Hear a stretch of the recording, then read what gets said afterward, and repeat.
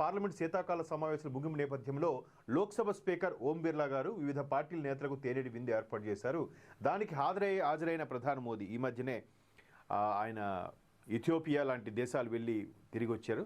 ఈ నేపథ్యంలో ముగింపు సందర్భంగా మోదీ గారు కాంగ్రెస్ నాయకుడు ప్రియాంక గాంధీ స్నేహపూర్వకంగా మాట్లాడుకున్నారు. తాను మలయాళం నేర్చుకుంటున్నానని, వైనాడ్ నియోజకవర్గం ప్రజలతో మాట్లాడేందుకు అది ఉపయోగపడుతుందని ఈ సందర్భంగా ప్రియాంక గాంధీ చెప్పారు. నేర్చుకోవాలి, ప్రతి ఒక్కరు కూడా అన్ని భాషలు నేర్చుకోవాలి. ఎంతసేపు హిందీని రుద్దడం కాదు, అన్ని భాషలు ప్రాధాన్యత ఉంది. భారతదేశం యొక్క ప్రత్యేక గుర్తింపు భాష ఏదీ లేదు భారతదేశానికి. చాలామందికి తెలియని విషయం ఏంటంటే ప్రతి ఒక్కరు కూడా హిందీ మాట్లాడి హిందీ నేషనల్ లాంగ్వేజ్ కదా, why don't you learn Hindi, సిఖావోనా హిందీ నేషనల్ లాంగ్వేజ్ నా అని చెప్తూ ఉంటారు ఈ నార్త్ వాళ్ళు. హిందీ నేషనల్ లాంగ్వేజ్ కాదు. ఇక్కడ మనం ఒకసారి పాఠకులకి ప్రేక్షకులకి చెప్పదలుచుకునేది ఏంటంటే హిందీ నేషనల్ లాంగ్వేజ్ కాదు, అది కేవలం official language which is communicate between capital and states.